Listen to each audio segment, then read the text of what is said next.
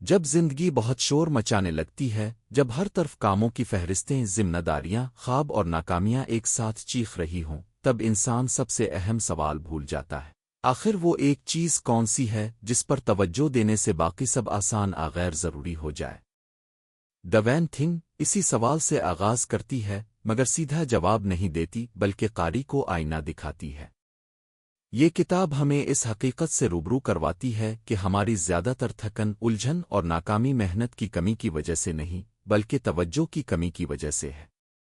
ہم ایک وقت میں بہت کچھ بننا چاہتے ہیں، سب کچھ حاصل کرنا چاہتے ہیں، اور اسی دوڑ میں اصل منزل کھو بیٹھتے ہیں۔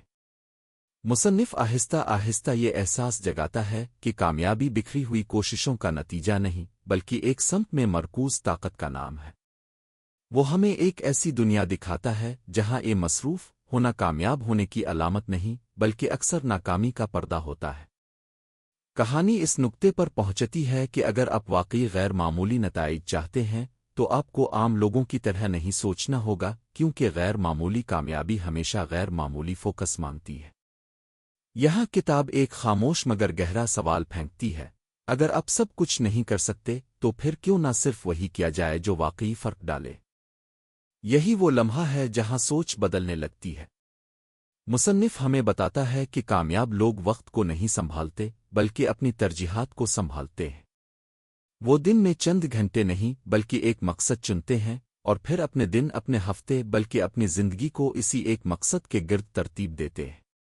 وہ اس وہم کو توڑتا ہے کہ ملٹی ٹاسکنگ کوئی خوبی ہے۔ حقیقت میں یہ توجہ کی خاموش قاتل ہے۔ جتنا زیادہ ہم ایک ساتھ کام کرنے کی کوشش کرتے ہیں، اتنا ہی ہم ہر کام میں اوسط درجے کے ہو جاتے ہیں۔ کتاب ایک کہانی کی طرح بتاتی ہے کہ کس طرح دنیا کے عظیم ترین لوگ، چاہے وہ کاروبار میں ہوں، فن میں، آزادی زندگی میں، ایک وقت میں صرف ایک چیز کو غیر معمولی اہمیت دیتے ہیں، اور اسی وجہ سے وہ باقی سب سے آگے نکل جاتے ہیں۔ جوں جوں کہانی آگے بڑھتی ہے، ہمیں احساس ہوتا ہے کہ اصل دشمن وقت کی کمی نہیں بلکہ ترجیح کی کمی ہے۔ ہم اکثر کہتے ہیں کہ ہمارے پاس وقت نہیں، مگر حقیقت یہ ہے کہ ہم نے فیصلہ نہیں کیا کہ سب سے اہم کیا ہے۔ کتاب ہمیں سکھاتی ہے کہ دی وین تھنگ کوئی مستقل چیز نہیں، بلکہ ہر مرحلے پر بدلتی رہتی ہے۔ آج جو سب سے اہم ہے، کل شاید وہ نہ ہو، مگر ہر لمحے ایک ایسی چیز ضرور ہوتی ہے جو باقی سب پر بھاری ہوتی ہے۔ مصنف ہمیں یہ بھی دکھاتا ہے کہ فوکس قربانی مانگتا ہے۔ جب آپ ایک چیز کا انتخاب کرتے ہیں تو آپ بہت سی چیزوں کو او نہیں کہتے ہیں، اور یہی او نہیں کہنا اصل طاقت ہے۔ یہ حصہ ہمیں یہ احساس دلاتا ہے کہ کامیابی خوبصورت نہیں ہوتی، وہ اکثر خاموش، تنہا اور مشکل ہوتی ہے، مگر اس کا نتیجہ غیر معمولی ہوتا ہے۔ اب کہانی ایک اور گہرے موڑ پر آتی ہے، جہاں کتاب یہ سوال اٹھاتی ہے کہ کیا فوکس کافی ہے؟ یہاں ہمیں بتایا جاتا ہے کہ فوکس کے ساتھ عادت، نظم و ضبط اور مقصد کا جوڑنا ضروری ہے۔ ایک وقتی جوش کچھ نہیں بدلتا، اصل تبدیلی تب آتی ہے جب ایک چیز روزمرہ کی زندگی کا حصہ بن جائے۔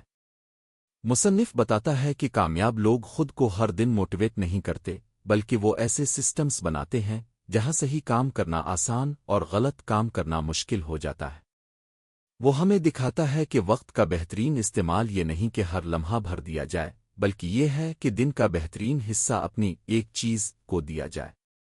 وہ لمحہ جب آپ کی توانائی سب سے زیادہ ہو، وہی لمحہ آپ کے سب سے اہم کام کا حقدار ہے۔ کہانی کے آخری حصے میں کتاب ایک جذباتی سچ سامنے لاتی ہے۔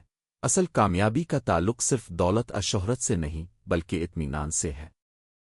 جب آپ اپنی زندگی کو ایک واضح مقصد کے گرد گھما دیتے ہیں تو بے چینی کم ہو جاتی ہے، کیونکہ آپ جانتے ہیں کہ آپ کیوں مصروف ہیں۔ مصنف ہمیں یاد دلاتا ہے کہ زندگی توازن نہیں مانگتی بلکہ ترجیح مانگتی ہے۔ ہر دن سب کچھ برابر نہیں ہو سکتا، مگر ہر دن ایک چیز ضرور ہو سکتی ہے جو آپ کو آگے بڑھا دے۔ آخر میں کتاب ایک خاموش مگر طاقتور پیغام چھوڑتی ہے۔ آپ کی زندگی کا معیار ان سوالوں کے معیار پر منحصر ہے جو آپ خود سے پوچھتے ہیں، اور سب سے طاقتور سوال یہی ہے، وہ ایک چیز کون سی ہے جو میں آج کر سکتا ہوں تاکہ کل سب کچھ بہتر ہو جائے۔ یہ کہانی یہاں ختم نہیں ہوتی، کیونکہ اصل کہانی قاری کی اپنی زندگی میں شروع ہوتی ہے، جب وہ اس سوال کو سنجیدگی سے اپنا لیتا ہے اور پہلی بار بکھرنے کے بجائے ایک سمت میں چلنے کا فیصلہ کرتا ہے۔